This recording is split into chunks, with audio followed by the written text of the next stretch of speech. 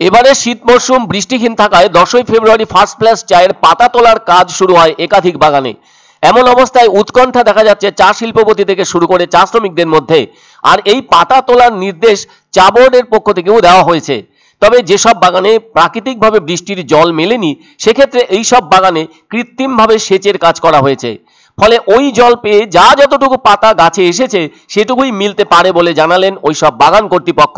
আসলে স্বাভাবিক বৃষ্টির কারণে চা গাছগুলোয় যখন পাতা আসে তখন সেই পাতাগুলো থেকে গুণমান সম্পন্ন চা মিলে থাকে, যা এই সময় পাওয়া যাচ্ছে না। এইসব প্রাপ্ত পাতাগুলো থেকে সেই স্বাদের চাও মিলবে না, কেননা গুণমানে আকাশ পাতাল ফারাক হবে। এবছরে এদিন পর্যন্ত বৃষ্টির সেভাবে কোনো দেখা নেই। এমন অবস্থায় উত্তরবঙ্গের চা শিল্পপতিদের সাথে চা শ্রমিকরাও আশঙ্কা প্রকাশ করছেন স্বাভাবিক বৃষ্টির জল না পেলে ঐতিহ্যবাহী ফার্স্ট ফ্ল্যাশের সেই গুণমান সম্পন্ন মিষ্টি স্বাদের চা তৈরি হবে না। তাদের একটাই কথা, চা গাছের ওপর ভগবানের দান হিসেবে প্রাকৃতিক বৃষ্টির জল এবং কড়া রোদ ভীষণ প্রয়োজন। এমন পরিবেশ ছাড়া ভালো চা পাওয়া যাবে না, আর তাই সুস্বাদু চা উৎপাদনও হবে না। এমন বিষয় নিয়ে চিন্তা বেড়ে গেছে শুধু চা বাগান কর্তৃপক্ষদের মধ্যেই নয়, সেই সাথে চিন্তা বেড়ে গেছে চা বলয়ের শ্রমিকদের মধ্যেও। ডিসেম্বর মাসে কিংবা সরস্বতী পুজোর সময় উত্তরবঙ্গের চা বাগান এলাকার ভেতর বৃষ্টি সেভাবে হয়নি। সে জায়গায় দেখা যাচ্ছে কৃত্রিমভাবে সেচ দিয়ে পাতা তুলে ফার্স্ট ক্লাসের চা হচ্ছে। যদি প্রকৃতি আশীর্বাদ না দেয় তাহলে এই চা পাতার যাত্রা কিভাবে এগোবে? চা শিল্প মহল থেকে শুরু করে শ্রমিকদের মধ্যে এমনই উদ্বেগ বাড়ছে। চায়ের উৎপাদন যা কিছু হয়ে থাকে তা হলো রোদ ও বৃষ্টির ওপর, যার অর্থ প্রকৃতির ওপর।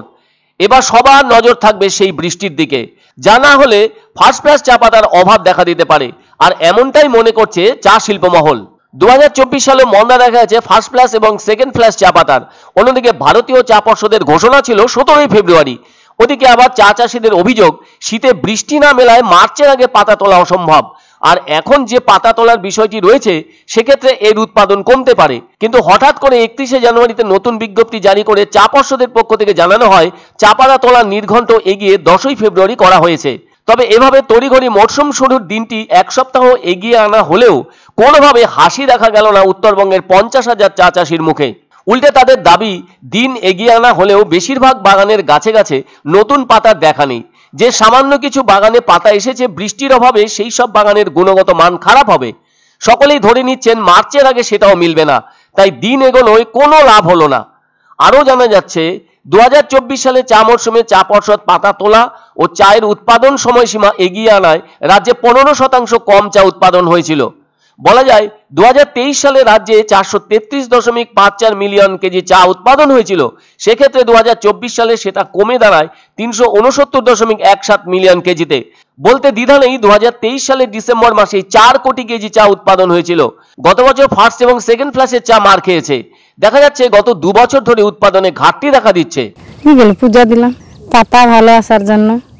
চা বাগানে আজকে থেকে পাতা তোলা শুরু। পাতা ভালো আছে, বৃষ্টির দরকার, বৃষ্টি তো এখন হয় নাই, আছে মোটামুটি। তো আমরা আশঙ্কা প্রকাশ করছি গত বছরের মতো এই বছরে কিন্তু ফার্স্ট ফ্ল্যাশ আমরা মার খাবো এবং পরিস্থিতি যেদিকে যাচ্ছে সেটাকে কিন্তু ভালো না বলতে পারি। কিন্তু উৎপাদনটা কমে যাবে একদমই। এবং সবচেয়ে বড় কথা যে যদি বৃষ্টি না পড়ে পাতাটা কি হয়, একবারই ভালো পাতা ওঠে তারপরে ভাঞ্জি হয়ে যায়। প্রথম পাতি আসছে, এখানে পোলট্রি পাতি দিতে হবে ফ্যাক্টরিতে, এখানে পূজা দেবে পাতি নিয়ে। এক অন্য অনুভূতির স্পর্শ পাওয়া যায় রয়কো ব্র্যান্ডের গেঞ্জি ও জাঙ্গিয়ায়। তাই ছোট বড় সবার পছন্দ রয়কো গেঞ্জি ও জাঙ্গিয়া।